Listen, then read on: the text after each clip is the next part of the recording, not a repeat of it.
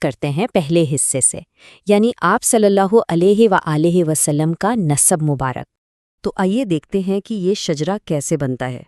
صحیح بخاری کی احادیث ہمیں بتاتی ہیں کہ یہ سلسلہ عدنان تک تو بالکل مستند ہے، لیکن علماء کرام عدنان سے پیچھے کے نسب کے بارے میں بہت احتیاط برتتے ہیں۔